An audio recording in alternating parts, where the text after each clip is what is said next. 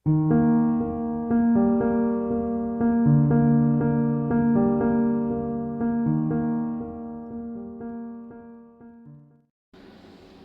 दोस्तों, आज हम शुरू करेंगे माइक्रो टेस्ट सीरीज़ नंबर 14। उससे पहले आपसे कुछ बात करना चाहेंगे। एक्चुअली लास्ट वीडियो में हमने आपको कहा था, तो उसका आपने बहुत शानदार वाला रिप्लाई दिया है। मैं आपके सारे कमेंट्स पढ़े हैं, मैंने पढ़ रहा हूँ। तो मतलब आप जिस तरह से एक एंथुजियाज्म के साथ इंटरेस्ट ले रहे हो, मुझे भी यकीन मानिए बहुत बेहतर लग रहा है, बहुत अच्छा लग रहा है। और कहीं न कहीं ये लगा कि आप लोगों को मेरी ज़रूरत है, तो मैं आपको बता दूँ, अब आपको चिंता करने की कोई ज़रूरत नहीं है। हम ऐसे ही परीक्षा तक माइक्रो टेस्ट सीरीज़ चालू रखेंगे, जिसमें हर वो कॉन्सेप्ट क्लियर करने की कोशिश करेंगे जो आपके लिए परीक्षा में बहुत ज़रूरी होगा। दूसरी बात, मैं एक और टेस्ट सीरीज़ शुरू करने जा रहा हूँ, वो इसके पैरेलल चलेगी, है ना, ये तो चलेगी चलेगी। और दूसरी एक टेस्ट सीरीज़ और शुरू करेंगे, सीबीएसई और आरबीएसई बेस्ड होगी वो, और उसमें क्वेश्चंस भी कुछ ज़्यादा लेंगे। और फिर मेरा एक फाइनली प्लान है बाईलिंगुअल, इंग्लिश और हिंदी दोनों में, और सेम पैटर्न पे हम आपके लिए एक और टेस्ट सीरीज़ लेके आएंगे। तो आप बस अपना प्यार यहीं बनाए रखिए, अपना एतबार बनाए रखिए। हम आपको यकीन दिलाते हैं कि जितना हो सकेगा हम आपके लिए करेंगे, और इस बार आने वाले परीक्षा में आपको ज़रूर सफलता मिले, इस यकीन के साथ हम शुरू करेंगे। आज अभी एक घोषणा हुई है कि साहब रीट का या कहीं भी किसी भी स्टेट के टेट का जो सर्टिफिकेट है वो पूरी ज़िंदगी के लिए वैलिड होगा। तो इसके क्या मायने समझे आप? हमें तो ये समझ में आया कि जो अभी जो रीट का एग्ज़ाम देने वाले आप लोग हैं, आपके लिए एक गोल्डन और सुनहरा मौका है कि इस बार केवल एक ही एग्ज़ाम रीट के बेस पे आपको पोस्टिंग मिलेगी। हालांकि उसमें 10% ग्रेजुएशन जोड़ते हैं या क्या जोड़ते हैं। बाकी आने वाले टाइम में चूँकि न्यू एजुकेशन पॉलिसी भी आ चुकी है, और आने वाले टाइम में टेट को बाकी शिक्षक भर्ती से अलग कर दिया जाएगा, और ये आपका सर्टिफिकेट वैलिड होगा। इस बार वाला भी आपका सर्टिफिकेट माना जाएगा, और फिर अलग से 3rd ग्रेड की विज्ञप्ति निकलेगी, ठीक है ना। इस बार नहीं, इस बार तो एक रीट का एग्ज़ाम ही होगा जिसके बेस पे आपको पोस्टिंग मिलेगी आने वाले टाइम में। और आप जानते हैं कि न्यू एजुकेशन पॉलिसी में 2nd ग्रेड में, 3rd ग्रेड में सब जगह टेट अनिवार्य होगा। तो टेट का अलग पेपर होगा, शायद हर साल होगा, और शिक्षक भर्ती का एक अलग पेपर होगा। तो 2 परीक्षाएं हो जाएंगी। लेकिन अभी इस बार आपके लिए मौका है, गोल्डन चांस है कि एक ही आने वाली एग्ज़ाम, जो कि मे बी अगस्त या सितंबर में होगी, उम्मीद करते हैं, होप सो। ओके, तो आपके लिए है। एक आध बात मैं भूल जाता हूँ, मेरे को रोज़ याद आता है कि मैं कहूँगा। जैसे कुछ बच्चे कमेंट करते हैं कि सर आवाज़ क्लियर नहीं आती। तो देखो, अभी यही सहारा है अपना, है ना, एक फ़ोन है, इसके थ्रू आप मेरे से जुड़े हुए हैं। तो आपको ईयरफोन लगा के सुनोगे तो बिल्कुल बेशक सुनाई देगी आपको। और जिनके पास ईयरफोन भी नहीं है, तो वो फ़ैन या कूलर के सामने नहीं देखें, और अकेले में उनको बंद करके शांति से देखेंगे तो आपको सुनेगी, ठीक है। एक फ़ोन आप हॉरिजॉन्टल मोड में, मतलब लिटा के, है ना, आड़ा करके देखा करें, तो आपको चीज़ें दिखें, क्योंकि आपको कमेंट्स तो करने नहीं है, लाइव तो कमेंट्स है नहीं ना, वैसे तो कमेंट्स करने हैं। एक और बात मैं आपको कहना चाहूँगा कि इस बार आपने जो एनर्जी हमें बख्शी है कमेंट्स के माध्यम से, इस बार आप सब लोगों को आपको अच्छा लगे। कमेंट्स तो आपको कंटिन्यू रखना ही है, और लाइक भी ज़रूर करना है ना, क्योंकि आप लाइक करेंगे तो फिर हमें और अच्छा लगेगा। एक और बात मैं आपको बताऊं, आप में बहुत से बच्चे ऐसे हैं जिन्होंने हो सकता है चैनल को सब्सक्राइब तो कर लिया हो, पर ऑल नोटिफिकेशन वाला वो जो बेल आइकन है उसको नहीं दबाया, तो उनके पास इन्फॉर्मेशन जाती नहीं होगी। तो बेल आइकन को भी ज़रूर दबाएं, ठीक है। एक जो भी मुझे सुन रहे हैं इस समय, वो एक बात का ज़रूर ध्यान दें। एक छोटी सी मेरे को एक और प्रॉब्लम नज़र आ रही है कि आप जैसे आप ये मेरा ये वीडियो देख लोगे, है ना, उसके पीछे वाले पे नहीं जाओगे, क्योंकि मैंने देखा है इसका एनालिसिस जब मैंने देखा, तो बहुत से पहले वाले जो वीडियोज़ हैं उनके बजाय बाद वाले में ज़्यादा व्यूज़ हैं। इसका मतलब क्या हुआ? इसका मतलब ये हुआ कि आप पहले वालों पे मतलब पता नहीं कौन सी ये जल्दबाजी है कि क्या है। हर एक चीज़ बहुत महत्वपूर्ण है। मैं तो कहता हूँ कि कुछ ऐसी चीज़ें हैं, जैसे आज मैं जो आपको बताने वाला हूँ, वो आपके 1st ग्रेड में, 2nd ग्रेड में, वेरियस स्टेट के शिक्षक भर्ती परीक्षाओं में, और स्पेशली रीट में, ये बहुत ही सीटेट में बहुत ही काम की चीज़ है। तो इसको आप इसको नोट भी करते जाना, और बार बार देखते भी जाना। तो आपको रिपीट करनी चाहिए, है ना, देखना चाहिए। तो पुराने सभी वीडियोज़ में उम्मीद करूँगा कि आप वापस देखेंगे, और एक बार, दो बार, तीन बार देखेंगे। मैं कोशिश कर रहा हूँ कि आपके लिए बहुत कुछ दूँ, है ना, पर आपको अपना थोड़ा सा वो ध्यान रखना है। एक बात और करूँगा, कुछ बच्चों के ऐसे कमेंट्स थे कि सर बहुत डिप्रेशन हो रहा है, पढ़ाई में मन नहीं लग रहा। तो देखो एक बात मैं आपको बता दूँ, डिप्रेशन सबको होता है, मुझे भी है, ठीक है। और मुझे तो कई बार ऐसा फील होता है बाइपोलर डिसऑर्डर जैसा, कि कई बार तो हम बहुत खुश हो जाते हैं, है ना, अनायास ही हो जाते हैं, और कई बार हम दुखी हो जाते हैं। एक चीज़ मैं आपको बताऊँ, डिप्रेशन दरअसल हर एक अच्छे इंसान को होता है। कोई भी फीलिंग, कोई भी फ्रस्ट्रेशन हमें घेर लेती है ना। पर कोशिश हमको करना है कि इसको लंबा नहीं चलने देना है ना। जैसे लगा तो फिर किसी काम में लग गए तो फिर भूल जाएंगे, ठीक है, या कुछ और किया, ओके। तो चलिए कुछ और बातें करेंगे, हम करते रहेंगे। आज हम आपके लिए लेके आए हैं एक बेहतरीन टॉपिक, जो है इमोशन, संवेग। मैं अच्छा, अभी मैं जो चीज़ें ले रहा हूँ, मैं मेरी ऑफलाइन क्लासेस के बच्चे जानते होंगे इस बात को, कि मैं उनसे उनसे दीगर हट के ले रहा हूँ, ठीक है ना।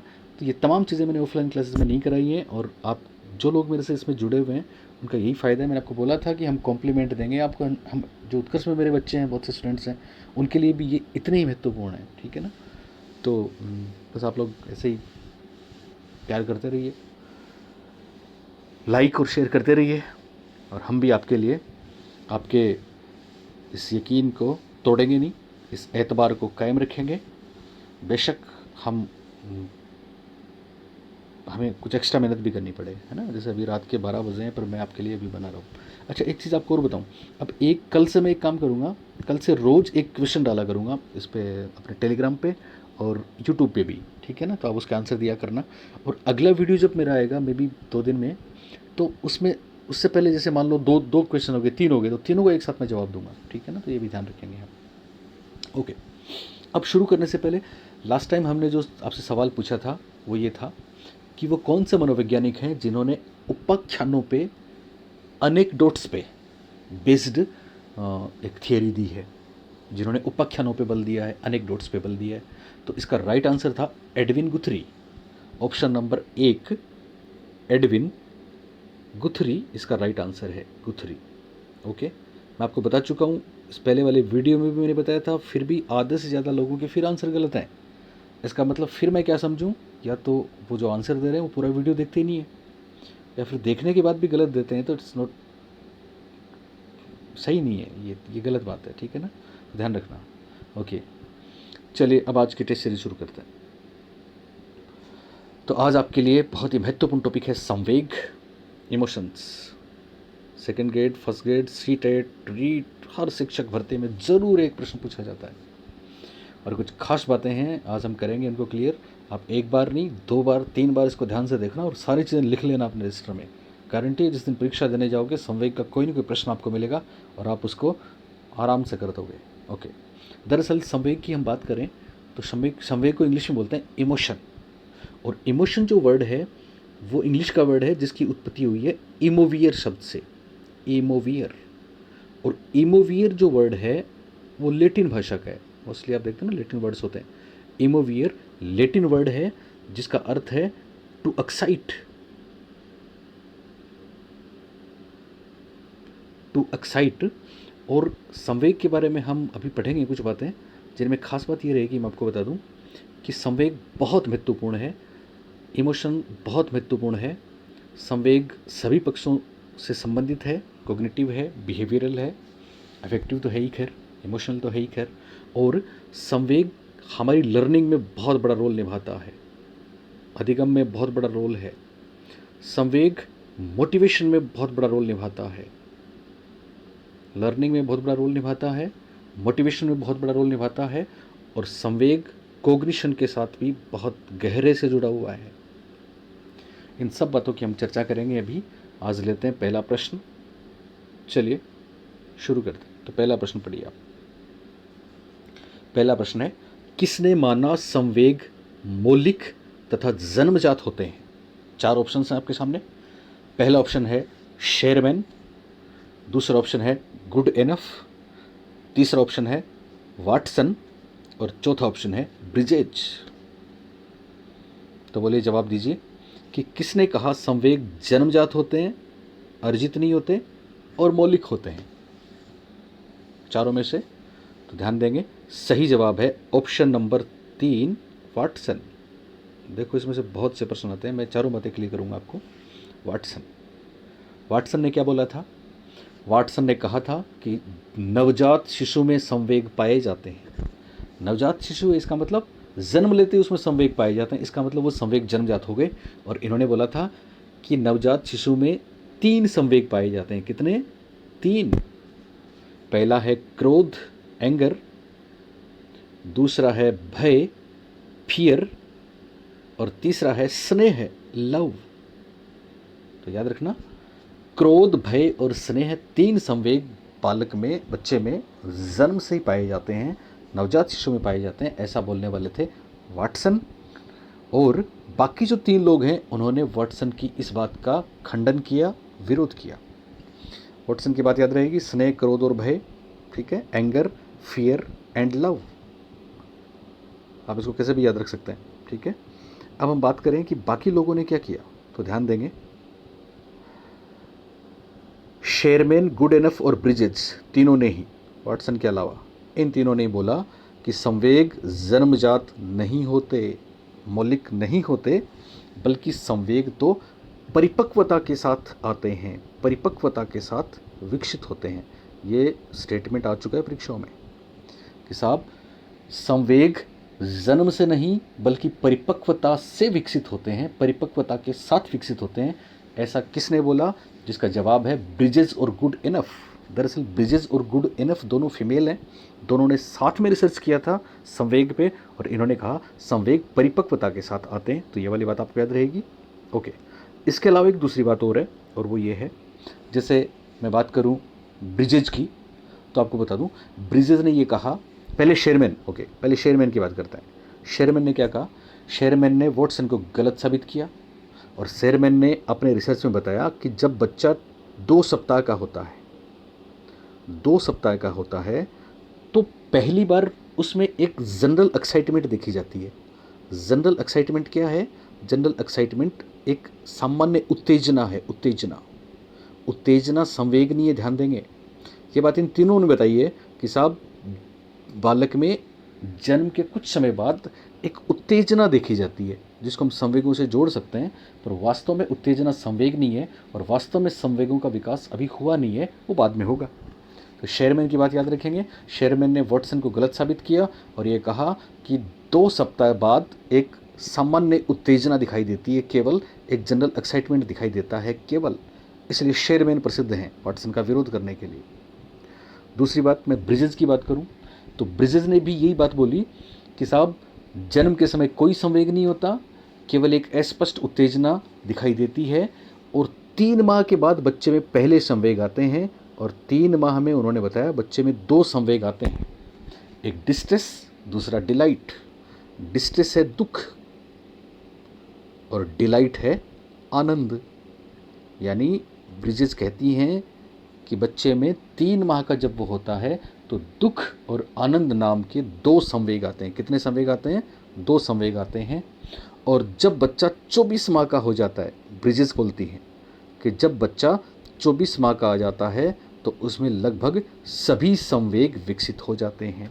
ये ब्रिजेस की बात है जो आपको ध्यान रखनी है। गुड इनफ ने सेम वही वाली बात बोली है। गुड इनफ का स्टेटमेंट प्रसिद्ध है कि संवेग जन्म से नहीं बल्कि परिपक्वता के साथ विकसित होते हैं। ओके, तो मेरे ख्याल से बात समझ में आ गई होगी आपको कि जन्म के समय संवेग होते हैं, ये केवल वाटसन बताते हैं। और कितने संवेग बताते हैं? 3 संवेग बताते हैं, फियर, एंगर एंड लव।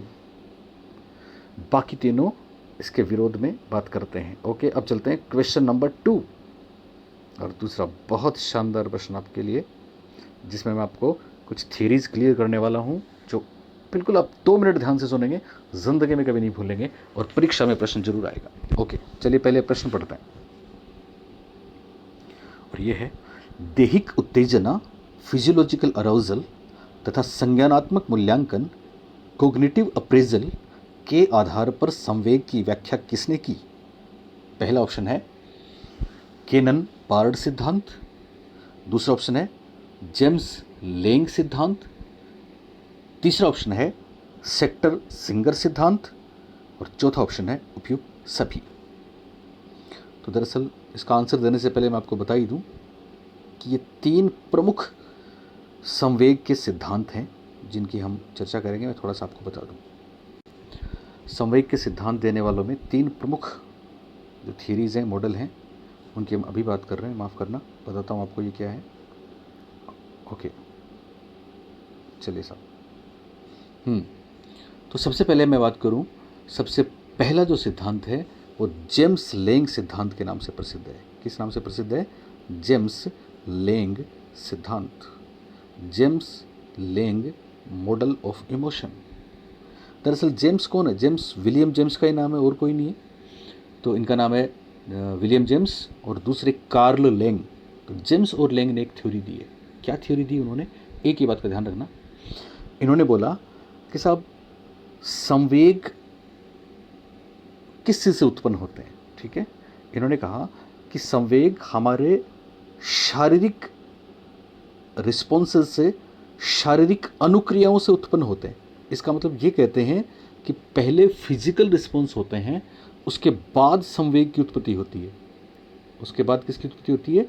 संवेग की उत्पत्ति होती है। ये जेम्स लेंग सिद्धांत है। इतना ध्यान रखना आपको। 2 चीज़ें, एक संवेग हो गया, दूसरा फिजिकल रिस्पॉन्स हो गया। फिजिकल रिस्पॉन्स पहले होता है कि संवेग पहले उत्पन्न होता है? आप जवाब देंगे फिजिकल रिस्पॉन्स पहले होता है, शारीरिक अनुक्रियाएं पहले होती हैं और उन्हीं से संवेग की पहचान होती है, उन्हीं से संवेग उत्पन्न होता है। ऐसा कहने वाले हैं विलियम जेम्स और कार्ल लेंग। तो इनका सिद्धांत हो गया जेम्स लेंग सिद्धांत। इस बात को समझे आप? विलियम जेम्स बताते हैं कि कई बार ऐसा होता है, जैसे सब लोग दुखी होते हैं तो रोते हैं ना। उन्होंने एक स्टेटमेंट बोला।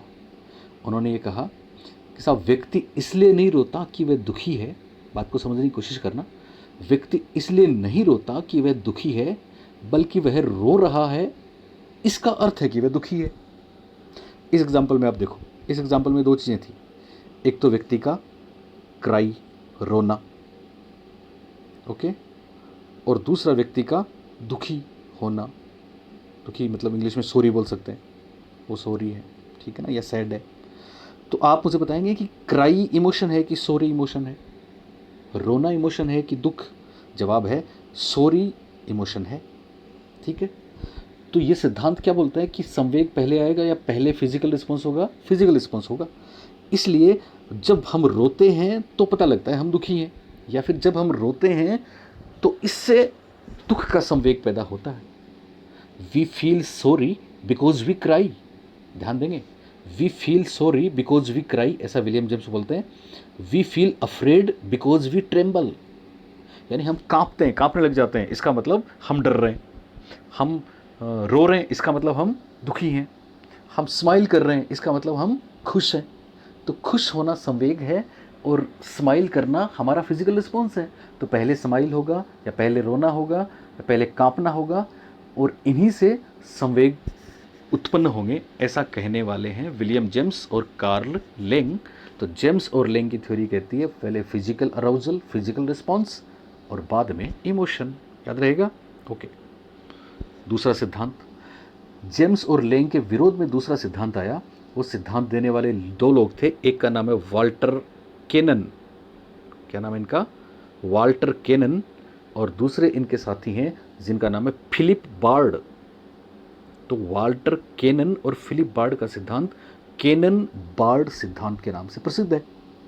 और इनकी एक ही बात ध्यान रखना, इन्होंने ये बोला कि साहब फिजिकल अराउजल पहले नहीं होता, फिजिकल रिस्पॉन्स पहले नहीं होता, बल्कि संवेग और फिजिकल रिस्पॉन्स दोनों एक साथ होते हैं। क्या होते हैं? एक साथ होते हैं। इंग्लिश में एक टर्म आपने सुना होगा, हम कई बार उसका यूज़ करते हैं कि दोनों साइमल्टेनियस होते हैं। क्या होते हैं? साइमल्टेनियस होते हैं। याद है ना, पेवलोव। यानी संवेग और फिजिकल रिस्पॉन्स एक साथ होते हैं, ऐसा कहने वाले थे केनन बार्ड। और केनन बार्ड विलियम जेम्स की इस बात का विरोध करते हैं। जेम्स और लेंग सिद्धांत की इस बात का विरोध करते हैं कि साहब पहले फिजिकल अराउजल होता है या पहले फिजिकल रिस्पॉन्स आते हैं, शारीरिक अनुक्रियाएं, शारीरिक लक्षणों द्वारा ये पता लगता है कि संवेग उत्पन्न हुआ है। हम रो रहे हैं तो पता लग रहा है हम दुखी हैं। ये बात जेम्स और लेंग सिद्धांत बताता है, जबकि केनन और बार्ड सिद्धांत क्या कहता है कि साहब रोना और दुखी होना एक साथ ही है। स्माइल करना, खुश होना, हंसना खुश होना एक साथ है, कांपना क्रोध आना एक साथ है। एक साथ के लिए एक शब्द साइमल्टेनियस। तो साइमल्टेनियस होते हैं, एक साथ होते हैं, वो बोलते हैं केनन बार्ड। और तीसरी थ्योरी बहुत ही शानदार है, बहुत ही महत्वपूर्ण है, जो कि आपकी सेक्टर सिंगर थ्योरी के नाम से प्रसिद्ध है। किस नाम से प्रसिद्ध है? सेक्टर सिंगर थ्योरी के नाम से।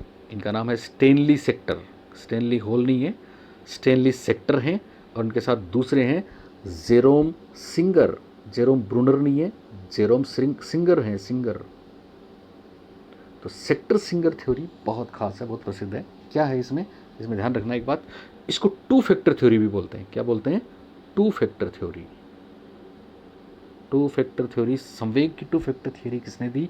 तो आप बोलेंगे साहब सेक्टर सिंगर ने दी। क्या है सेक्टर सिंगर की थ्योरी? समझें आप इसको। इन्होंने कहा कि साहब दो फैक्टर हैं। दो फैक्टर क्या है? एक तो वही फिजिकल अराउजल है, ठीक है। यहाँ इन्होंने जो बताया मैं आपको बताता हूँ, देखिए एक मिनट आप। सेक्टर सिंगर थ्योरी क्या बोलती है? ये कहते हैं कि साहब किसी स्टिमुलाई को देखकर, ठीक है ना, हम कुछ अराउजल करते हैं। तो एक तो उन्होंने वही वाली बात बोली, फिजिकल रिस्पॉन्स या physical arousal. Physical arousal, physical arousal और कुछ नहीं है, केवल शारीरिक अनुक्रिया है, शारीरिक लक्षण है, शारीरिक उद्वेलन है, ठीक है। और दूसरा जो इन्होंने फैक्टर बताया है, वो बताया है कोग्निटिव लेबलिंग। आप बोलेंगे साहब ये क्या है? बताएंगे अभी आपको। कोग्निटिव लेबलिंग या कोग्निटिव अप्रेजल। कोग्निटिव क्या है? हमारा दिमाग, यानी इन्होंने ये बोला कि जो लक्षण हमारे शरीर में पैदा होते हैं उनको हमारा दिमाग किस तरह से इंटरप्रेट करता है। मतलब कोग्निटिव चीज़ों का रोल इन्होंने बताया कि किस तरह से हमारा दिमाग उन लक्षणों को समझता है, कैसे उनका अर्थ लगाता है। इसी से संवेग बनता है, इसी से संवेग की उत्पत्ति होती है। बहुत बड़ी बात है, वापस सुने इसको ध्यान से, कि शारीरिक लक्षणों, शारीरिक अनुक्रियाओं, फिजिकल अराउजल तो होता है, ठीक है ना, पर हमारा दिमाग उस फिजिकल अराउजल का जो अर्थ लेता है वैसा ही संवेग हो जाता है। जैसे एक सिंपल एग्जांपल हम लेते हैं कि साहब मानो किसी की आंखों में आंसू हैं, ठीक है, इसका मतलब वो रो रहा है। वो क्या कर रहा है? रो रहा है। अब वो रो रहा है तो हमारा दिमाग अगर ये अर्थ लगाता है कि साहब वो रो इसलिए रहा है कि वो दुखी है, तो दुख संवेग उत्पन्न हो गया, डिस्ट्रेस हो गया। पर जरूरी तो नहीं, खुशी के आंसू भी तो होते हैं। और अगर हमारा दिमाग इसका ये अर्थ लगाता है कि साहब ये आंसू खुशी के हैं, तो फिर जॉय होगा, आनंद होगा या हर्ष होगा। तो देखो संवेग कितना फर्क पड़ गया, एक दूसरे से एकदम अपोजिट हो गए। या तो दुख का संवेग उत्पन्न हुआ या खुशी का संवेग उत्पन्न हुआ, लेकिन दोनों के लिए फिजिकल रिस्पॉन्स एक ही था। और वो क्या था? वो था क्राई या फिर आंसू। वो क्या था? आंसू था। ओके। इसी तरह से आप ये भी कह सकते हैं, जैसे कई बार हम स्माइल देते हैं किसी को देख के, आप देते हो ना स्माइल, तो किसी को देख के स्माइल दे रहे हैं तो वहाँ पे केनन माफ़ करें, पहले जो थे जेम्स और लेंग क्या बोलते हैं? जेम्स और लेंग बोलते हैं कि हम स्माइल कर रहे हैं इसलिए हम खुश हैं, इसलिए हम खुश हैं, क्योंकि पहले फिजिकल रिस्पॉन्स होता है ना। ओके। केनन बार्ड सिद्धांत क्या कहता है कि स्माइल और खुशी, किसी को देखते ही साथ ही स्माइल आएगी, साथ ही खुशी का संवेग होगा, दोनों एक साथ होंगे, साइमल्टेनियस होंगे। ओके। लेकिन सेक्टर सिंगर थ्योरी क्या कहती है कि साहब जैसे हम किसी को देखते हैं तो हम स्माइल करते हैं, ठीक है। अब ये स्माइल तो हमने कर दी, ये फिजिकल रिस्पॉन्स हो गया, लेकिन हमारा मस्तिष्क, हमारा जो कोग्निटिव है वो इसको कौन सा लेबल देता है। लेवल मतलब हो सकता है कोई ऐसा जिससे आप, ऐसा कोई रिश्तेदार हो आपका, ऐसा कोई फ्रेंड हो जिससे आप बहुत इरिटेट हैं, तो उसको देखते आप स्माइल मार देते हैं कि चलो ओके स्माइल दे दी, अब तुम जाओ, पीछा छूटे। इसका मतलब यहाँ खुश नहीं है हम, हालांकि स्माइल है पर खुश नहीं है। मान लो हम खुश हैं और वो खुशी वाली स्माइल है, तो उसको अपना मस्तिष्क है उस तरीके से इंटरप्रेट करेगा। तो जैसा मस्तिष्क हमारे शारीरिक अनुक्रियाओं का अर्थ लगाता है, जैसा परसेप्शन करता है, जैसा लेबल लगाता है, जैसा मीनिंग मेकिंग करता है, जैसा अप्रेजल करता है, वैसा ही संवेग उत्पन्न होता है। ये बहुत महत्वपूर्ण बात कहने वाला सिद्धांत है सेक्टर सिंगर सिद्धांत। तो याद रहेगी आपको बात, सेक्टर सिंगर सिद्धांत को टू फैक्टर थ्योरी भी कहते हैं। मैंने ये तीनों थ्योरी आपको बताई है शॉर्ट में, तीनों को एक बार वापस सुनना आप और तीनों को लिखना, सिंपल बात है। क्या लिखोगे? देखो अभी वापस इस सवाल को क्या लिखोगे? केननबार्ड सिद्धांत में क्या होता है? पहले शारीरिक अनुक्रियाएं होती हैं और शारीरिक अनुक्रियाओं के कारण से ही संवेग की उत्पत्ति होती है, कोई दिक्कत नहीं है। जेम्स लेंग सिद्धांत, माफ करिए, जेम्स लेंग सिद्धांत बोलता है, ये क्या बोलता है? जेम्स लेंग सिद्धांत बोलता है पहले शारीरिक अनुक्रियाएं होती है और फिर संवेग की उत्पत्ति होती है। विलियम जेम्स और कार्ल लेंग ने ये बोला, तो जेम्स लेंग सिद्धांत ये बोलता है। केननबार्ड सिद्धांत क्या बोलता है? केननबार्ड सिद्धांत बोलता है कि साहब शारीरिक लक्षण और संवेग दोनों एक साथ होते हैं, साइमल्टेनियस होते हैं। ये क्या होते हैं? साइमल्टेनियस होते हैं। ऐसे लिखा जा रहा है इस फोन पे, ठीक है ना, समझ रहे हो आप? ओके। और सेक्टर सिंगर सिद्धांत टू फैक्टर थ्योरी है। क्या है? टू फैक्टर थ्योरी है, जो ये कहती है कि साहब जो शारीरिक अनुक्रियाएं हैं, शारीरिक लक्षण हैं, उनका हमारा दिमाग क्या अर्थ लगाता है, हम कोग्निटिव रूप से उसको क्या नाम देते हैं, हम कोग्निटिव लेबल कैसा लगाते हैं उस पर, ये डिपेंड करता है कि वो संयोग कैसा है। इसलिए टू फैक्टर थ्योरी में शारीरिक अनुक्रियाएं भी हैं और क्या है? संज्ञानात्मक नाम है, संज्ञानात्मक लेबल है, कोग्निटिव अप्रेजल है। ओके, अब आप इस प्रश्न को पढ़िए। दैहिक उत्तेजना यानी फिजियोलॉजिकल अराउजल शारीरिक अनुक्रिया हो गई। दूसरा कोग्निटिव अप्रेजल, दो फैक्टर आ गए ना, के आधार पर संवेग की व्याख्या किसने की? तो इसका राइट आंसर हो जाएगा ऑप्शन नंबर 3, सेक्टर सिंगर सिद्धांत, जिसका दूसरा नाम है टू फैक्टर थ्योरी। कौन सी theory? Two factor theory of emotion. जैसे इंटेलिजेंस में टू फैक्टर स्पीरमैन ने दिया है ना, तो इमोशन की और संवेग की टू फैक्टर थ्योरी किसने दी? आप बोलेंगे साहब सेक्टर और सिंगर ने दी। ओके, चलिए नेक्स्ट प्रश्न संख्या 3 पे चलते हैं साहब। ओके, और ये बहुत बार पूछा गया है सी-टेट में, अपने यहाँ भी शायद पिछली रीट में आया था, फर्स्ट ग्रेड में आया था। ओके, संवेग तथा संज्ञान एक दूसरे से हैं। 4 ऑप्शंस। पहला है पूर्णतया अलग, दूसरा है स्वतंत्र, तीसरा है सन्निहित और चौथा है संबंधित नहीं। बोले क्या आंसर आएगा? संवेग और संज्ञान, यानी आप इसके ऑप्शंस देख के भी उत्तर बता सकते हो आराम से। संवेग और संज्ञान क्या एक दूसरे से संबंधित है या नहीं है? जवाब आएगा हैं। तो पहले ऑप्शन में पूर्णतया अलग, इसका मतलब नहीं हो सकता। लास्ट वाले में संबंधित नहीं है, दूसरे में स्वतंत्र इंडिपेंडेंट नहीं है, तीसरा राइट आंसर है सन्निहित। संवेग तथा संज्ञान एक दूसरे में क्या है? सन्निहित हैं। इंग्लिश में एक शब्द आता है इंटरवोवन, इंटरवोवन है। क्या है? इंटरवोवन। इस पर बहुत से प्रश्न परीक्षा में आए हैं, 1-2 प्रश्न मैंने यहाँ पे लिए हैं, आपको क्लियर हो जाएगा। तो याद रखना, संवेग और संज्ञान एक दूसरे से क्या हैं? संबंधित हैं, ये बात भी सही है, और सन्निहित हैं, ये बात भी सही है। आप इसको देखिए, बहुत बार परीक्षा में ऐसा होता है कि हम केवल ऑप्शन देख के आंसर कर सकते हैं। आपने अगर यहाँ पे 4 ऑप्शन देखे हैं तो 3 ऑप्शंस का तो मतलब ये कि है पूर्णतया अलग वही है, संबंधित नहीं वही है, स्वतंत्र वही है, एक सन्निहित अलग है। तो इस आधार पे भी आंसर आराम से आ सकता है, ठीक है ना। एक दूसरी बहुत बड़ी बात मैं आपको बता रहा हूँ यहाँ पे, एक ऐसा प्रश्न भी कई बार आया है परीक्षाओं में कि सब संवेग और संज्ञान एक दूसरे से स्वतंत्र तो हैं, पर वो किस तरह से जुड़े हुए हैं? किस तरह से जुड़े हुए मतलब, जैसे आपको पूछ लें, एक ऑप्शन है कि साहब वो एक दिशीय यूनिलेटरल, यानी एक दिशा में जुड़े हुए हैं। एक दिशा में जुड़े होने का मतलब कोई भी बोल सकता है। एक दिशा में जुड़े का मतलब कोई भी इसके साथ जोड़ सकता है। वो जैसे एक दिशा में जुड़े हुए हैं, यूनिलेटरल हैं, क्योंकि संवेग संज्ञान को प्रभावित करता है, क्योंकि संवेग संज्ञान को प्रभावित करता है। ये बात गलत तो नहीं है, पर गलत हो जाएगी। कैसे हो जाएगी? दूसरा ऑप्शन मिलेगा, यूनिलेटरल एक दिशीय संबंध है, एक दिशा में जुड़े हुए हैं, क्योंकि संज्ञान संवेग को प्रभावित करता है। इसका मतलब संवेग संज्ञान को प्रभावित करता है, ये बात सही है पर अधूरी है। संज्ञान संवेग को प्रभावित करता है, ये बात भी सही है पर अधूरी है। और इसमें आपको एक विकल्प मिलेगा, ये बाइलेटरल जुड़े हुए हैं। कैसे जुड़े हुए हैं? बाइलेटरल जुड़े हुए हैं, ये द्विदिशीय जुड़े हुए हैं, जिसमें संवेग और संज्ञान दोनों एक दूसरे को क्या करते हैं? प्रभावित करते हैं। तो ऐसा प्रश्न आए तो ध्यान रखना, संवेग और संज्ञान एक दूसरे में सन्निहित भी हैं, संवेग और संज्ञान एक दूसरे को प्रभावित भी करते हैं, और संवेग और संज्ञान में संबंध यूनिलेटरल नहीं है बल्कि बाइलेटरल है। एक दिशा वाला नहीं है बल्कि द्विदिशा वाला है। कौन सी दिशा वाला है? द्विदिशा वाला है। ओके, हालांकि एक विद्वान हुए जिनका जिक्र हम करेंगे यहाँ भी, जिनका नाम है ज़ेजोंग। क्या नाम है? ज़ेजोंग पे प्रश्न आया। ज़ेजोंग एक ऐसे साइकोलॉजिस्ट हैं इकलौते जो इस बात का खंडन करते हैं कि साहब संवेग और संज्ञान एक दूसरे से जुड़े हुए हैं, और वो कहते हैं संवेग और संज्ञान क्या हैं, स्वतंत्र हैं। अगर इस प्रश्न में जजोंग होता, जजोंग के अनुसार संवेग तथा संज्ञान के बारे में क्या है, तो फिर पूर्णतः अलग होता, संबंधित नहीं, स्वतंत्र होता।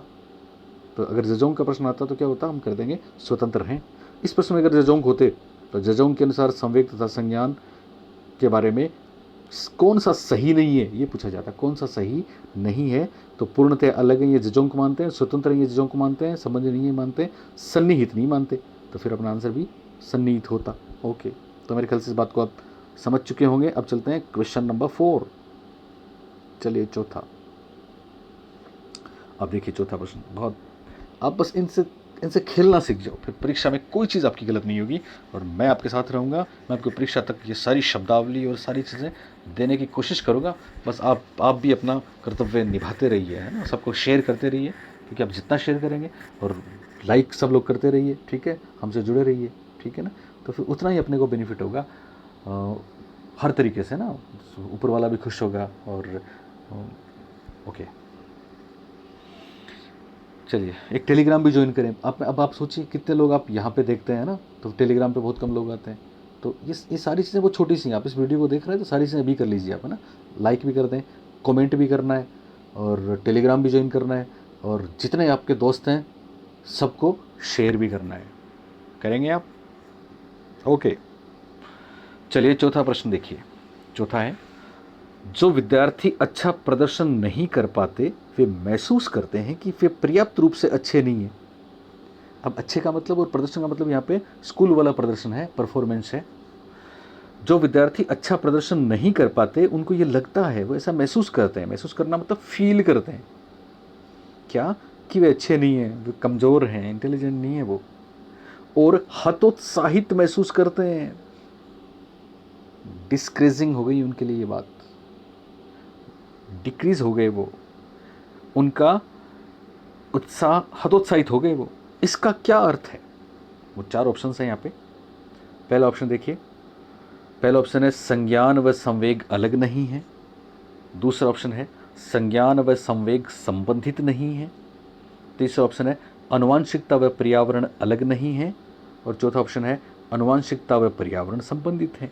तो पहले तो मैं आपको बता दूं, आनुवांशिकता और पर्यावरण का यहाँ पे कोई डायरेक्ट कनेक्शन है नहीं, इसलिए 2 बातें आपके सामने बची। पहला तो है संज्ञान व संवेग अलग नहीं है, दूसरा संज्ञान व संवेग संबंधित नहीं है। तो राइट आंसर क्या हो जाएगा? राइट आंसर हो जाएगा ऑप्शन नंबर 1, संज्ञान व संवेग अलग नहीं है।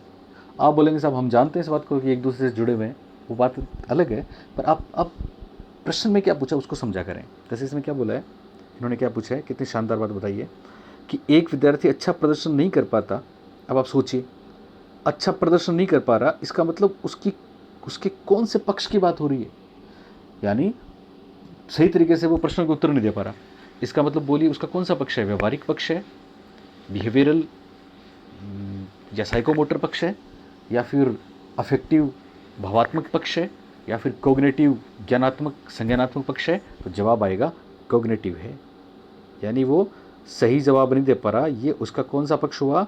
संज्ञानात्मक पक्ष हुआ, कोग्निटिव डोमेन हुआ।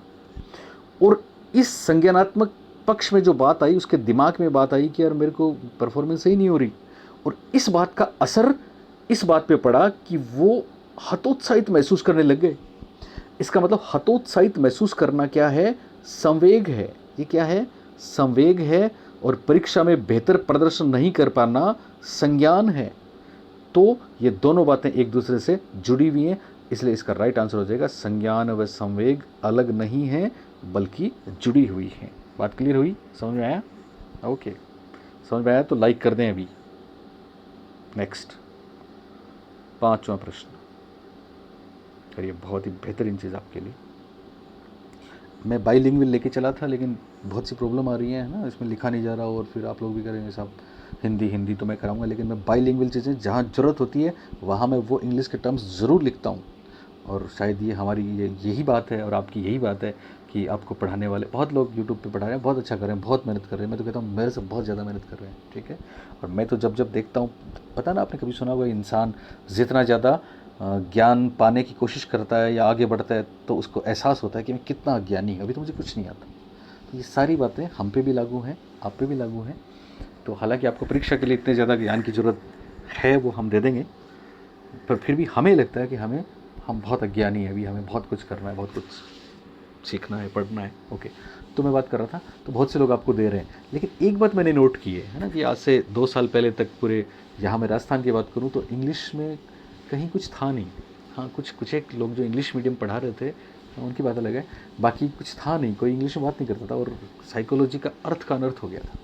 लेकिन पिछले 2-3 साल में एक बहुत अच्छा ट्रेंड है, हर कोई टीचर जो पढ़ा रहा है ना वो कोशिश कर रहा है कि इंग्लिश के शब्दों को लें, और इसके लिए आप और हम एक तरीके से क्रेडिट हमें दिया जाना चाहिए इस बात का कि हमने ये एक मुहिम चलाई थी कि सब साइकोलॉजी को समझने के लिए इंग्लिश के टर्म्स ज़रूरी हैं, और उसका फ़ायदा आप बच्चों को मिल भी रहा है, सब लोग इसकी कोशिश भी कर रहे हैं, और हम तो खैर आपको वो टर्म्स दे ही रहे हैं शुरू से। ओके, तो यहाँ पे ये बात मैं क्यों बोल रहा हूँ, संवेगात्मक विवेचन क्या है, कोई अर्थ नहीं निकलता अगर कैथारसिस शब्द नहीं होता। क्या नहीं होता? कैथारसिस, एक बहुत शानदार टर्म है कैथारसिस। और आपको पता है कैथारसिस किसने दिया है? कैथारसिस उन्होंने दिया है none other than Sigmund Freud. Freud ने दिए साहब कैथारसिस। ओके, तो कैथारसिस से शब्द, कैथारसिस शब्द से प्रश्न परीक्षा में हल हुआ था जिन बच्चों को पता था। ओके, तो संवेगात्मक विवेचन या कैथारसिस क्या है? ऑप्शंस देखिए आप। पहला है संवेगों को दबाना, दूसरा ऑप्शन है संवेगात्मक दमन से बाहर निकलना, तीसरा ऑप्शन है संवेगात्मक दमन को सहन करने की योग्यता बढ़ाना, और चौथा ऑप्शन है बहुत अधिक अवसादग्रस्त महसूस करना, हाईली डिप्रेस्ड। 4 ऑप्शन है। कैथारसिस क्या है? तो अगर मैं आप अभी अपन आमने सामने होते ना, लाइव होता, तो आपसे पूछता कि बच्चों जवाब दो, आंसर दो, आंसर दो, तो पता है आपका सबसे ज़्यादा आंसर क्या आता? मुझे लगता है कि आपका आंसर सबसे ज़्यादा आता 3, थर्ड, जो कि गलत है। चलिए ध्यान देंगे, संवेगात्मक विवेचन कैथारसिस क्या है? दरअसल सिगमंड फ्राइड ने ये टर्म दी है और उन्होंने बोला है कि हम अपने इमोशंस जिनको रिप्रेस कर देते हैं, आपको याद है दमन, शमन, सप्रेशन, रिप्रेशन, हम जिनको रिप्रेस कर देते हैं, रिप्रेशन करने का मतलब हमारी वो फीलिंग्स, वो भावनाएं, वो बातें, वो इच्छाएं अचेतन में चली जाती हैं और अचेतन में कहीं गहरे ले जाके हम उनको छोड़ देते हैं। पर सिगमंड फ्राइड क्या बोलते हैं कि इच्छाएं कभी मरती नहीं हैं, हम उनको ज़िंदा ही दफन करते हैं, और जो चीज़ ज़िंदा दफन होती है कभी न कभी वापस आती है और बहुत एक्सट्रीम में होके वापस आती है। इसलिए तो अचेतन की बातें बेहद ख़ास हैं, बेहद डेंजरस हैं, ठीक है ना, उनका सॉल्यूशन बहुत ज़रूरी है, नहीं तो वही तमाम चीज़ें एंग्जाइटी से लेके, डिप्रेशन से लेके, पता नहीं कौन कौन से मनोरोग हो सकते हैं। तो यहाँ उन्होंने एक चीज़ दी है कैथारसिस। कैथारसिस दरअसल रिफ्रेशन का ऑपोजिट है। कैथारसिस दमन का या शमन का विपरीत है। दमन और शमन में एक में बाहर गया ना, दमन शमन में बाहर गया, दमन में अचेतन में गया। इसमें क्या किया हमने? अचेतन में भेजा। लेकिन कैथारसिस में हम उनको बाहर निकालते हैं, संवेगात्मक दमन से बाहर निकालना। तो इसका कैथारसिस का सही जवाब हो जाएगा, कैथारसिस दिया था सिगमंड फ्रॉइड ने। और कैथारसिस का अर्थ क्या है कि संवेगात्मक दमन से बाहर निकालना, हमारी वो भावनाएं, वो इमोशंस जो हमने गहरे कहीं ले जाके छोड़ दिया था, उनको बाहर निकालो, बाहर निकाल, क्योंकि कभी न कभी तो आएंगे और हम उनको यहाँ पे बाहर निकालेंगे तो फिर क्या होगा, फिर हमारे लिए वो बहुत बेहतर होगा। बाहर निकालने का मतलब क्या है? देखो, फ्रॉइड साहब कहते हैं और हम खुद भी देखते हैं अपनी निजी ज़िंदगी में, पता है आज के टाइम क्या होता है, हम सब इसलिए दुखी हैं, इसलिए परेशान हैं कि कोई हमारी फीलिंग्स को समझता ही नहीं है, कोई हमारी बात को सुनता ही नहीं है, किसी के पास वक्त ही नहीं है। अगर कोई हमारी बात ठीक से सुने और सलाह दे तो पता है 90% चीज़ें हमारी उसी वक्त सोल्व हो जाती हैं, 90% डिप्रेशन उसी वक्त ख़त्म हो जाता है। लेकिन दुर्भाग्य है कि किसी के पास वक्त नहीं है इस भागम भाग की दुनिया में, और पर उसके पास भी वही प्रॉब्लम है ना, उसको भी ये लग रहा है कि साहब मेरी बातें कोई सुनता नहीं है। तो फ्राइड इसके लिए एक तरीका बताते हैं, फ्राइड एक टर्म देते हैं इसके लिए, कॉन्सेप्ट देते हैं कैथारसिस, कि साहब अंदर की बातें बाहर निकालें, जो इमोशंस रिप्रेस हो गए उनको एक्सप्रेस कर दें। इस एक्सप्रेशन का नाम है कैथारसिस। कैसे करें साहब, क्या तरीके हैं? तो फ्राइड ने बहुत से तरीके बताए। म्यूजिक, आपको पता है, जैसे आप मूवी देखते हैं ना, बहुत ज़्यादा जब ऐसा ऐसा दुख वाला सीन आता है तो हाथों हाथ एक गाना आता है ना, तो वही बात अपनी ज़िंदगी में भी लागू होती है। गाना शुरू कर देते हैं, तो गाना शुरू कर देते हैं तो गाने के माध्यम से भी वो भावनाएं बाहर निकलती हैं। एक फ्राइड की डिफेंस मैकेनिज्म की जो चीज़ें हैं वो सारी की सारी इससे जुड़ी हुई हैं। सब्लिमेशन भी है, ठीक ना, सब्लिमेट कर दें चीज़ों को। डिस्प्लेसमेंट भी है, इवन विस्थापन कर दें। इवन आपने देखा बहुत बार, आप कभी मूवी में देखते हो कि साहब उसको बहुत ट्रेजिडी हुई, दुख हुआ, तो वो क्या करता है, पंचिंग द बैग करता है। बैग, एक बैग लटका रखा है उसने बॉक्सर वाला, और जाके उसको बॉक्सिंग करता है, उसको मारता है। ये विस्थापन का भी एक एग्जाम्पल हो सकता है, कि कैथारसिस का भी एक तरीका है। बहुत से लोग आर्ट में चले जाते हैं, है ना। लियोनार्डो डा विंसी ने अपनी अपनी वो तमाम भावनाएं जो दबी हुई थी उनको एक कैनवास पर उतार दिया, मोनालिसा बन गई। बहुत से लोग लिखने में, जो राइटर है ना टॉप क्लास, तो उनकी भी बहुत सी फीलिंग्स हैं जो अचेतन में हैं, जो कि किसी ने उनसे पूछा ही नहीं। तो उन्होंने क्या किया, उन्होंने वो सारी फीलिंग्स को शब्दों में सारी फीलिंग्स को उन्होंने उड़ेल दिया, और वो एक टॉप क्लास नोवेल बन गया, एक कृति बन गई। राइट से हो सकता है, ठीक है ना, स्पोर्ट्स से हो सकता है। कई बार आपने देखा स्पोर्ट्समैन, है ना, सब्लिमेशन भी वही है, ठीक है ना। दुखी हुए तो फिर वो हाथ में रैकेट है उसके, और वो दीवार पे रैकेट को नहीं मार रहा, बॉल को मार रहा है, वापस आ रही है, फिर मार रहा है, फिर मार रहा है। तो ये कैथारसिस कर रहा है, वो अपनी भावनाओं को बाहर निकाल रहा है।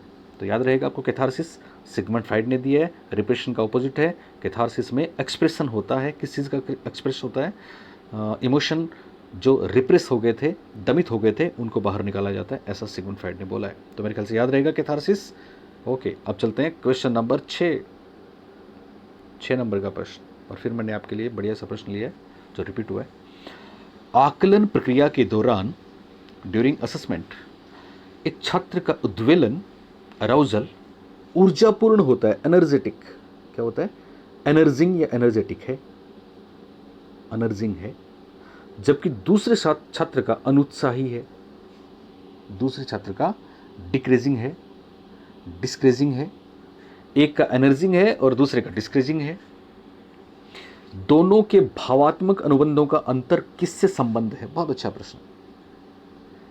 पहला है ऑप्शन समय अंतराल, टाइम इंटरवल। दूसरा ऑप्शन है भावनाओं की पराकाष्ठा। दूसरा ऑप्शन क्या है? भावनाओं की पराकाष्ठा, एक्सट्रीमिटी ऑफ इमोशंस, एक्सट्रीमिटी। तीसरा ऑप्शन है अनुकूलन का स्तर, लेवल ऑफ अडेप्टेशन। और चौथा है विचारों की गहराई, इंटेंसिटी ऑफ थॉट्स। बहुत शानदार प्रश्न है, परीक्षाओं में पूछा गया है। यानी एक छात्र तो एनर्जिंग है, पॉजिटिव हो रहा है, दूसरा छात्र नेगेटिव हो रहा है, भावनाएं ही तो हैं, ठीक है। तो फिर ये दोनों में जो अंतर है वो क्या है दरअसल? तो बोलिए, 4 ऑप्शन आपको हमने दिए, टाइम इंटरवल, समय अंतराल, या भावनाओं की पराकाष्ठा है, एक्सट्रीमिटी ऑफ इमोशंस है, या फिर अनुकूलन का स्तर है, लेवल ऑफ अडेप्टेशन है, या फिर विचारों की गहराई है, इंटेंसिटी ऑफ थॉट्स है। ओके, तो इसका राइट आंसर बता दूं मैं आपको, इसका राइट आंसर होगा ऑप्शन नंबर 3, अनुकूलन का स्तर, अडेप्टेशन लेवल। सही जवाब क्या है? अनुकूलन का स्तर, अडेप्टेशन लेवल। एक बात ध्यान रखना, एक शब्द है अडेप्टेशन, अनुकूलन, अडेप्टेशन। इस शब्द का भी बहुत बड़ा रोल है इमोशन में, इमोशन में इसका बहुत बड़ा रोल है। मतलब हम किस तरह से उन इमोशंस को अडेप्ट करते हैं, उनके साथ अनुकूलन करते हैं, इसका बहुत फर्क पड़ जाता है। परीक्षा तो दोनों बच्चे दे रहे हैं ना, हम सब देते हैं। लेकिन क्या होता है, परीक्षा के समय इमोशंस आते हैं, हम में आते हैं ना, तो जिनको डर लगता है उनको एग्ज़ाम फोबिया हो जाता है। बोले होता है कि नहीं होता? एग्ज़ाम फोबिया हो गया। और जिसको मज़ा आ रहा है परीक्षा में, अब आप बोलेंगे साहब जिनकी तैयारी है उनको तो फोबिया नहीं होगा, जिनकी तैयारी उनको फोबिया होगा। बिल्कुल ये बात है, पर भावनाएं और इमोशंस भी बहुत बड़ा रोल प्ले करते हैं। तो जो एग्ज़ाम को देख के डर गए, फोबिया हो गया, उनमें नेगेटिव इमोशंस आ गए। और जिनको मज़ा आता है चैलेंज लेने में, इजी सहज तरीके से सकारात्मकता के साथ जो जा रहे हैं, उनमें पॉजिटिव इमोशन आ गया। तो दोनों में एक ही चीज़ का फ़र्क है, और वो क्या, इमोशन तो दोनों में ही है, ठीक है, और सेम इमोशन है यहाँ पे। लेकिन ये इमोशन किस तरह से ट्रांजिस्ट हुआ है, किस तरह से इसका ट्रांसफॉर्मेशन होता है? इसका ट्रांसफॉर्मेशन होता है, हम उसको किस तरह से अडेप्ट करते हैं। एक तरीके से कॉग्निटिव एस्पेक्ट इसमें शामिल है, किस तरह से हम उसको इंटरप्रेट करते हैं, किस तरह से उसको हम परसीव करते हैं, किस तरह से हम उस संवेग को लेते हैं, ये महत्वपूर्ण है। और संवेग को हम किस तरह से लेते हैं, इसके लिए एक शब्द आता है अडेप्टेशन। क्या शब्द आता है? अडेप्टेशन, अनुकूलन। तो याद रखना, परीक्षा में आपको पूछा जा सकता है कि ये अनुकूलन का स्तर है। क्या है? अनुकूलन का स्तर, जो हमें एनर्जिंग, ऊर्जापूर्ण भी बना सकता है, और अनुकूलन का स्तर हमें अनुत्साही भी बना सकता है। ओके, अब चलते हैं 7वें प्रश्न पर। मेरी बातें याद रखना आप। जो पुराने वीडियोज़ आपने नहीं देखे हैं, वापस जाइए, उनको देखिए, रिपीट करिए, दोबारा देखिए, बहुत काम के रहेंगे। और आज वाला तो एक ऐसा नायाब तोहफा है, मैं आपको बताऊं कि आने वाले टाइम में आपको बहुत बार, पहले मैं भी देखता था जेम्स लेंगे, पता नहीं क्या है जेम्स लेंगे, है ना। तो आपको टेंशन करने की जरूरत नहीं। जेम्स लेंगे क्या है? जेम्स लेंगे कहते हैं साहब, पहले शारीरिक अनुक्रियाएं होती हैं, रोते हैं या स्माइल करते हैं, ठीक, हार्ट बीट बढ़ जाती है, पसीना आ जाता है, मुँह सूख जाता है, तो ये शारीरिक अनुक्रियाएं होती हैं। काँपने लग जाते हैं, काँपने लग जाते हैं, इसका मतलब गुस्सा है, एंगर है। तो पहले शारीरिक अनुक्रियाएं होंगी जिसके कारण से संवेग उत्पन्न होता है। ऐसा कौन बोलते हैं? ऐसा बोलते हैं जेम्स और लेंग। दूसरा सिद्धांत हमने आपको बताया था जिसका विरोध करता है, केनन और बार्ड सिद्धांत। वो ये कहते हैं कि साहब, इतनी सी बात याद रखनी है, दोनों चीज़ें साथ ही होती हैं, साइमल्टेनियस होती हैं, एक साथ होती हैं, शारीरिक अनुक्रियाएं और संवेग। और तीसरा सेक्टर और सिंगर सिद्धांत क्या बोलता है? सेक्टर सिंगर सिद्धांत, 2 फैक्टर थ्योरी कहलाता है। सेक्टर सिंगर सिद्धांत बोलता है कि साहब, हम हमारे जो फिजिकल अराउजल हैं, फिजिकल रिस्पॉन्स हैं, उनको हम संज्ञानात्मक तरीके से किस तरह से डिफाइन करते हैं, किस तरह से उन पे लेबल लगाते हैं, किस तरह से उनको परिभाषित करते हैं, इससे संवेग संबंधित है, इससे संवेग उत्पन्न है। इसलिए सेक्टर और सिंगर की थ्योरी क्या कहलाती है? 2 फैक्टर थ्योरी कहलाती है, ठीक है ना। हम स्माइल कर रहे हैं तो इसके 2 अर्थ हैं, हम हमारी आंख में आंसू हैं तो इसके 2 अर्थ हो सकते हैं, हम काँप रहे हैं तो इसके 2 अर्थ हो सकते हैं या ज़्यादा अर्थ हो सकते हैं। हम उनको किस तरह से इंटरप्रेट करते हैं, ये महत्वपूर्ण है, और ये सेक्टर सिंगर की बात है। ओके, चलिए 7वां प्रश्न देखिए। फिर 7वां प्रश्न ध्यान से, अगर आपने ध्यान से दिमाग लगा के एक बार सुना है हमें, तो मेरी गारंटी है यार, आपका कोई प्रश्न इसमें गलत होगा ही नहीं। चलिए, परीक्षा में तनाव निष्पत्ति को प्रभावित करता है। शब्द आ गया निष्पत्ति, ठीक है। निष्पत्ति और कुछ नहीं, परफॉर्मेंस है। परीक्षा में हम क्या करके आते हैं, या क्लास में हमने क्या दिया, या टीचर ने हमसे जो पूछा हमने क्या बताया, हमने क्या कॉपी में लिखा, दैट इज निष्पत्ति, परफॉर्मेंस। तो टेंशन, तनाव, तनाव क्या है? टेंशन। निष्पत्ति को प्रभावित करता है, यह कौन से संबंध को स्पष्ट करता है? 4 ऑप्शन है। पहला ऑप्शन है तनाव विलोपन, टेंशन ओमिशन। एक्सटिंक्शन ओमिशन एक ही बात है। एक्सटिंक्शन दरअसल एक शब्दावली है जो कंडीशनिंग रिस्पॉन्स में काम में ली गई है। ओमिशन भूल गए। टेंशन ओमिशन, तनाव विलोपन, निष्पत्ति चिंता, परफॉर्मेंस एंजाइटी, संज्ञान संवेग, कॉग्निशन इमोशन, संज्ञान प्रतियोगिता, कॉग्निशन कंपटीशन। तो बोले राइट आंसर। तनाव निष्पत्ति को प्रभावित करता है, यानी टेंशन हमारी परफॉर्मेंस को प्रभावित कर देती है। तो ये किसको स्पष्ट करता है? देखो, तनाव क्या है? तनाव है संवेग। क्या है? संवेग। बोलिए है कि नहीं है? निष्पत्ति, हमने क्या आंसर लिखे, क्या आंसर दिए, इसका मतलब हमारा जो परफॉर्मेंस होती है वो क्या होती है? संज्ञान होती है। ओके, तो इसका राइट आंसर हो जाएगा ऑप्शन नंबर 3, संवेग और संज्ञान। परीक्षा में तनाव निष्पत्ति को प्रभावित करता है, यह कौन से संबंध को स्पष्ट करता है? तो सही जवाब हो जाएगा संज्ञान और संवेग को स्पष्ट करता है। बात क्लियर हुई? ओके, 8वां प्रश्न, फिर एक शानदार प्रश्न आपके लिए। 8वां प्रश्न है, किसको छोड़कर कुछ तकनीकें, यानी यहाँ पे कुछ टेक्निक्स या तकनीकें दे रखी हैं ऑप्शंस में, इनमें से एक नहीं है वो, है ना, एक को छोड़कर। किसको छोड़कर कुछ तकनीकें परीक्षा से होने वाली चिंता को दूर कर सकती हैं? मतलब 4 में से एक को छोड़ के 3 तो दूर करती हैं और एक नहीं करती। परीक्षा में रिपीट हुआ ये प्रश्न, ठीक है। तो कौन सी 4 में से एक तकनीक है जो हमारे चिंता को, एंजाइटी को दूर नहीं करती, और कौन सी 3 दूर करती हैं? ओके, तो पहला ऑप्शन देखिए, प्रश्न पत्र की संरचना से परिचित कराना। प्रश्न पत्र की संरचना, ब्लूप्रिंट, कैसे प्रश्न आएंगे, ठीक है। कौन कौन से टॉपिक से प्रश्न आएंगे। तो अगर पहले से हमको बताइए कोई परीक्षा से पहले पूरा परीक्षा का पैटर्न बता दे हमको, पैटर्न एग्जाम पैटर्न तो है ये ब्लू प्रिंट और क्या है, तो एग्जाम पैटर्न आपको बता दे। अभी आप तैयारी कर रहे हैं ऑब्जेक्टिव टाइप और परीक्षा में आ गया डिस्क्रिप्टिव टाइप, सब्जेक्टिव टाइप, तो फिर क्या आपके लिए ठीक रहेगा नहीं रहेगा, इसका मतलब पैटर्न बताना तो अच्छी बात है, ये पॉजिटिव है, अच्छी बात है। ओके, इधर देखिए आप समर्थन प्राप्त करना, सपोर्ट।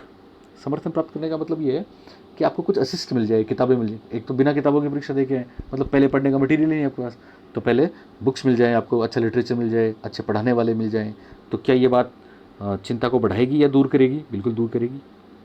विशिष्टताओं पर बल देना, विशिष्टताओं पर बल देना। अब देखो इंग्लिश में क्या होता है, यही फ़र्क है, पता नहीं है विशिष्टताओं का क्या अर्थ लिया जा सकता है, लेकिन इंग्लिश में अगर आप पढ़ें इसको तो इंग्लिश में एक शब्द आता है स्ट्रेंथ, पेपर में आपको स्ट्रेंथ शब्द मिलेगा। स्ट्रेंथ, स्ट्रेंथ का मतलब क्या है? आप अपनी स्ट्रेंथ पे काम करें। मतलब जैसे अभी आप जैसे फॉर एग्जांपल एग्जाम देने जाएंगे, अभी 150 नंबर का पेपर देने जाएंगे, तो आपकी स्ट्रेंथ होगी साइकोलॉजी, ठीक है। साइकोलॉजी से रिलेटेड चीज़ होगी टीचिंग मेथड्स। तो चाहे लेवल फर्स्ट है लेवल सेकंड है, अगर साइकोलॉजी और पेडागोजी मिला दें तो 60 70 75 नंबर का खेल है ये। तो जिस बच्चे की स्ट्रेंथ है साइकोलॉजी, पेडागोजी, टीचिंग मेथड्स, तो वो क्या इस पर काम करेगा कि यार इसमें तो मैं, बाकी अगर हिंदी में कुछ कम भी हुआ ना तो यहाँ ले लूँगा। जिस बच्चे की हिंदी में स्ट्रेंथ है, हिंदी में मेरे को 30 में से 26 27 28 मिलेंगे साहब, मेरे को 30 में से 28 29 लेने हैं, संस्कृत में मेरे को 30 में से 30 लेने हैं, तो ये स्ट्रेंथ होगी ना। तो स्ट्रेंथ हमारे लिए पॉजिटिव है, ये नुकसान नहीं करती। तो कौन सी चीज़ नुकसान करेगी? परिणाम के बारे में अधिक सोचना। परिणाम के बारे में अगर हम सोचेंगे ना तो वो चीज़ हमारी चिंता को बढ़ाएगी। या कितने लोग हैं, कैसे परीक्षा देंगे, 31,000 पोस्ट, अभी 34,000 हो गई, हालांकि 50 भी हो जाएंगी, ठीक है। तो मैं कहाँ हूँ, ठीक है ना। ये परिणाम के बारे में चिंता करेंगे तो नेगेटिव बात हो गई, और बाकी तीनों पॉजिटिव बात है। तो किसको छोड़कर परीक्षा से होने वाली चिंता दूर होती है? तो तीनों से दूर होती है साहब, और जिसको छोड़ना है वो है परिणाम के बारे में सोचना। तो option number 2 is right answer. Okay, एक और बेहतरीन बात साहब आपके लिए, wheel of emotion. Wheel of emotion किसने दिया? ऑप्शंस देखिए, विलियम जेम्स, रॉबर्ट प्लूचिक, पहली बार ये नाम सुना होगा, ज़ेजोंग या फिर रोस। बहुत ही शानदार प्रश्न पूछा गया है, तो ध्यान देंगे। व्हील ऑफ इमोशन दरअसल देने वाले हैं 2 नंबर ऑप्शन पे जिनका नाम लिखा है रॉबर्ट प्लूचिक। उन्होंने बहुत शानदार चीज़ दी है, रॉबर्ट प्लूचिक। क्या नाम है इनका? रॉबर्ट प्लूचिक। क्या बोला इन्होंने? इन्होंने दरअसल एक व्हील दिया, व्हील समझते हैं, इस तरह से एक व्हील दिया इन्होंने।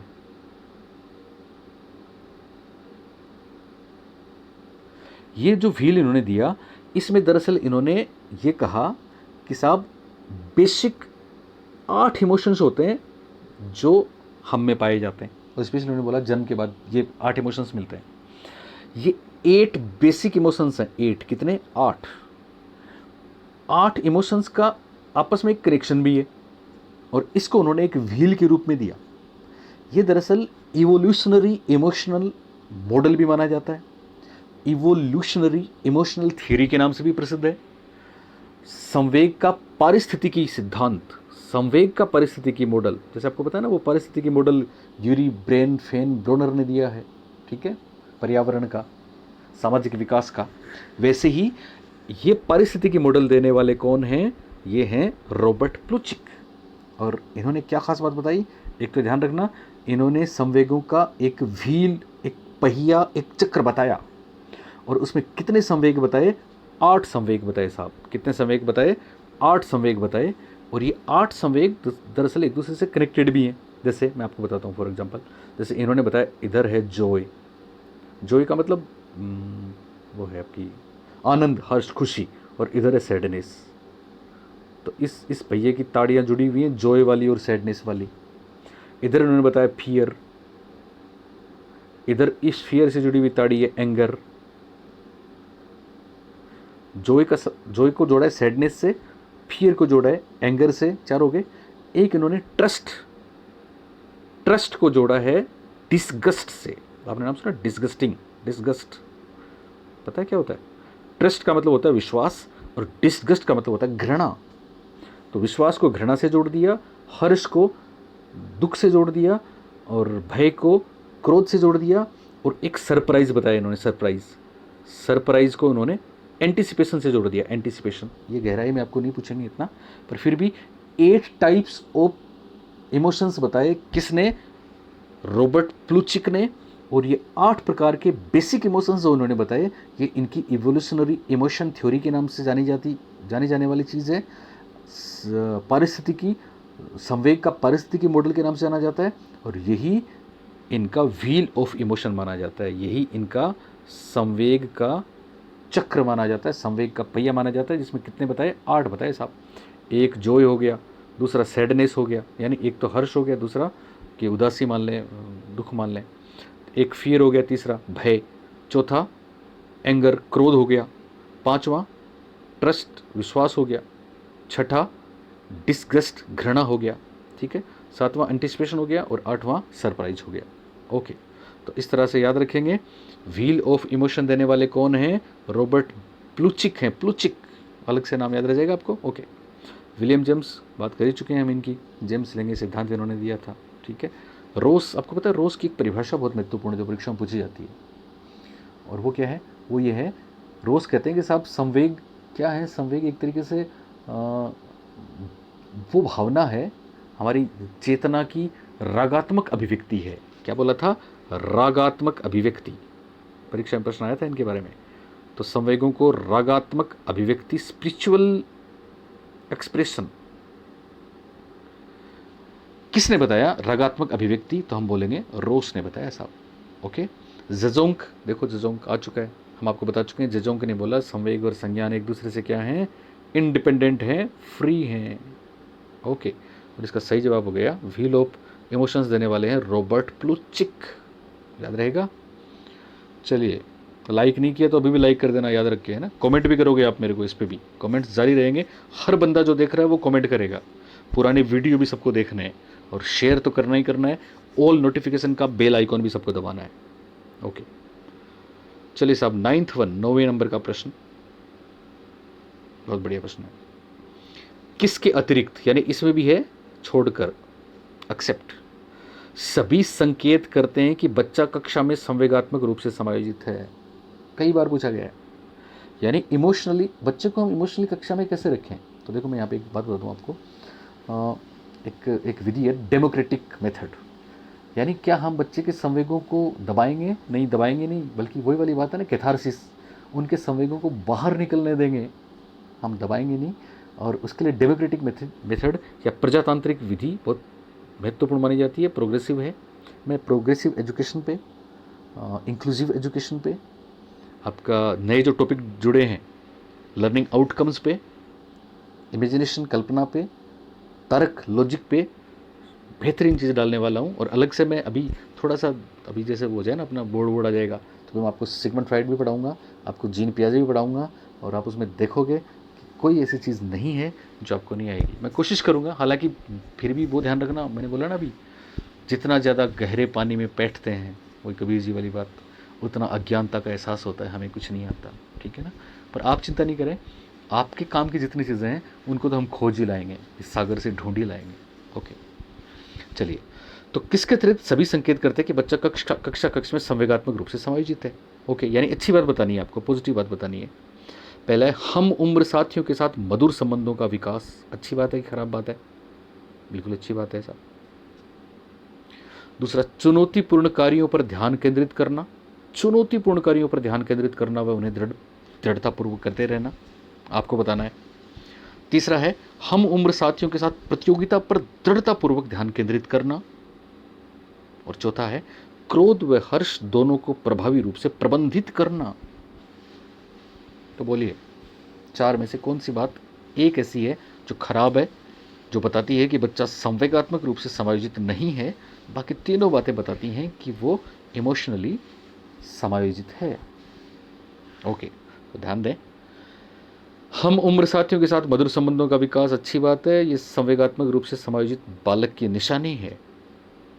चुनौतीपूर्ण कार्यों पर ध्यान केंद्रित करना, चैलेंजेस, और उनको दृढ़तापूर्वक करते रहना। जैसे अभी आपके सामने चुनौती आ रही है ना, डिप्रेशन भी है, चीज़ें खिलाफ भी जा रही हैं, ठीक है ना, फिर भी आप डटे हुए हो, ठीक है। मैं ये नहीं कहता कि 24 घंटे डटे हुए हो, नहीं, ऐसा कोई नहीं हो सकता, ठीक है। तो अगर आप में आता है तो आता है डिप्रेशन। ये इस समय जिसको डिप्रेशन नहीं आता ना, वो अब नॉर्मल है। कई बार मैं देखता हूँ बहुत बच्चे सब कहते हैं कि साहब ये हो रहा है, हम ये कर देंगे, वो कर देंगे। तो डिप्रेशन नहीं आ रहा है वो अब नॉर्मल है मेरे हिसाब से। हालांकि बहुत अच्छी बात है जिनको नहीं आ रहा है, तो अगर आ भी रहे तो आप इसको नेचुरल माने, कोई चिंता की बात नहीं है।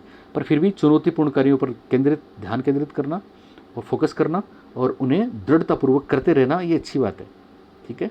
चौथा, क्रोध व हर्ष दोनों को प्रभावी रूप से प्रबंधित करना, ये भी अच्छी बात है, ठीक है। तीसरा है हम उम्र साथियों के साथ प्रतियोगिता पर दृढ़तापूर्वक। देखो इसको अगर आप पढ़ेंगे तो समझेंगे, केवल इसमें कंपटीशन की बात कही गई है, जो कि एकदम गलत है। प्रतिस्पर्धा करना गलत है, क्योंकि प्रतिस्पर्धा में तो वही वाली बात है ना, तो जल जाएगा, उसकी सारी एनर्जी उसमें चली जाएगी। इसलिए एक गलत है। तीसरा, संवेगात्मक रूप से समायोजित बालक की निशानी नहीं है, बाकी तीनों उसकी संवेगात्मक रूप से समायोजित बालक की निशानियां हैं, उसके लक्षण हैं। ओके, आखिरी प्रश्न आज का। अच्छा, आपके साथ हालांकि अपन वो उसमें वीडियो के माध्यम से जुड़े हुए हैं ना, ऑनलाइन नहीं जुड़े हुए हैं, पर मुझे अब देखोगे आप कल है ना, तो मुझे लगता है मैं आपके सामने बैठ के बात कर रहा हूँ, तो ये एक फैमिली बन गई, एक परिवार बन गया मेरा। और आपका ये संबंध यकीन मानिए जीवन भर चलेगा अपना। और मुझे भी बहुत अच्छा लगता है आपसे बात करना, आपको पढ़ाना। और बस आप भी दिल से पढ़ते जाइए, फिर सब कुछ ठीक होगा। एक ही टारगेट है अपना, इस बार ये जॉब लेना है, ठीक है। ओके, लेकिन बस आप उन चीज़ों में कमी नहीं करेंगे। कौन सी चीज़ों में, बार बार नहीं कहूँगा। बेल आइकॉन, सब्सक्राइब, लाइक ज़रूर करना है, टेलीग्राम पे आना है, और सबसे अहम है सबको बताना है। इसका ये नहीं कि साहब अपने काम छोड़ के आप सब्सक्राइब करने, शेयर करने लग जाओ, नहीं। लेकिन फिर भी एक ऑनेस्टली आप 2 को भी बताएं, 4 को भी बताएं, तो फिर अच्छा लगेगा। ओके, आखिरी प्रश्न देखिए। आखिरी प्रश्न है, संवेग व्यक्ति की उत्तेजित अवस्था है, किसने कहा? 4 ऑप्शंस हैं। पहला है वुडवर्थ साहब, दूसरा English and English, third option है रेथस की एक बहुत शानदार बात आपको बताने वाला हूँ, चौथा है अरस्तु, अरिस्टोटल। तो एक परिभाषा है, एक स्टेटमेंट है। जैसे अभी हमने बोला रागात्मक अभिव्यक्ति आ जाए तो किसका नाम याद रखेंगे? रोज का नाम याद रखेंगे, ठीक है। वैसे ही संवेग व्यक्ति की उत्तेजित अवस्था है, या फिर कभी ऐसा लिखा है संवेग शरीर की उत्तेजित अवस्था है, तो आंसर होगा वुडवर्थ। क्या आंसर होगा? वुडवर्थ। संवेग व्यक्ति की उत्तेजित अवस्था है कहने वाले कौन है? वुडवर्थ हैं। इमोशन इज स्टीयरिंग स्टेट शब्द आए, वुडवर्थ आरएस का नाम याद रखना है। इंग्लिश एंड इंग्लिश ने परिभाषा दी है। इंग्लिश एंड इंग्लिश ने क्या परिभाषा दी है? इन्होंने परिभाषा दी है कि संवेग एक जटिल भाव की अवस्था है। जटिल कैसी अवस्था है? जटिल भाव की अवस्था है, यानी कॉम्प्लेक्स इमोशन की बात है। भाव फीलिंग कॉम्प्लेक्स फीलिंग है। कैसी कॉम्प्लेक्स फीलिंग है? संवेग एक जटिल भाव की अवस्था है जिसमें कुछ खास शारीरिक व ग्रंथीय अनुक्रियाएं होती हैं। तो कुछ खास शारीरिक और ग्रंथीय अनुक्रियाएं होने वाली जटिल भावना की अवस्था को संवेग किसने बोला? इंग्लिश एंड इंग्लिश ने बोला। अरस्तु की एक बात जो बहुत प्रसिद्ध है, आपने खूब सुनी है। अरस्तु ने क्या बोला? अरस्तु ने कहा कि साहब एंगर, इजी टू एंगर, यानी क्रोध करना आसान है। क्रोध करना क्या है? आसान है। हम सब करते हैं ना क्रोध, तो क्रोध करने में कौन सा जोर आता है साहब? बहुत आसान है। पर सही वक्त पर, सही मात्रा में और सही व्यक्ति के खिलाफ और सही तरीके से क्रोध करना बहुत मुश्किल है। और जो ये सीख जाता है, ये माने इमोशनली ओके है। तो अरस्तु की बहुत प्रसिद्ध बात है। अरस्तु को ही अरिस्टोटल बोलते हैं, हम ऐसा लिखते हैं, ठीक है ना। ग्रीक है word, Latin Greek word. Okay, तो अरस्तु ने बोला क्रोध वाली बात, इंग्लिश एंड इंग्लिश ने बोली जटिल भाव की अवस्था है जिसमें कुछ शारीरिक या ग्रंथीय अनुक्रियाएं होती हैं, ठीक है। वुडवर्थ ने बोला संवेग व्यक्ति की उत्तेजित अवस्था है। कैसी अवस्था है? उत्तेजित अवस्था है। और एक नाम यहाँ पे आप देख रहे हैं, रेथस की बहुत बड़ी बात है, मैं आपको बताऊँ। रेथस की एक चीज़ आप याद रखना, रेथस ने संवेगों को बोला कलर्स इन द लाइफ, यानी संवेग हमारे जीवन में रंग भरते हैं। चाहे खुशियां हैं, चाहे दुख हैं, ये हमारे जीवन में क्या भरते हैं? रंग भरते हैं। Emotions are colours in lives, ऐसा बोलने वाले हैं रेथस। तो याद रखना, रेथस साहब का नाम परीक्षा में आया हुआ प्रश्न है। रेथस कहते हैं संवेग जीवन में कलर भरते हैं, संवेग जीवन में रंग भरते हैं। याद रहेगी ये बात? ओके, तो आज की टेस्ट सीरीज़ यहीं पे ख़त्म करता हूँ। रात का 1 बज गया है, अभी अपलोड भी करूँगा और कल आपको ही मिलेगी। तो जी जान से दिल लगा के देखना, रिपीट भी करना, लिख भी लेना इसकी बातें। संवेग के बारे में फिर कोई प्रॉब्लम शायद आपको आएगी नहीं। और मैं रोज़ एक क्वेश्चन डालूंगा, ठीक है ना? उसका आंसर अगले वीडियो में हम देंगे। हो सकता है 2 या 3 प्रश्नों के एक साथ आंसर भी दें, तो उनको भी आप ज़रूर देखना और पढ़ते रहना दिल लगा के, ठीक है? थैंक यू, शुभ रात्रि, शब खैर, गुड नाइट।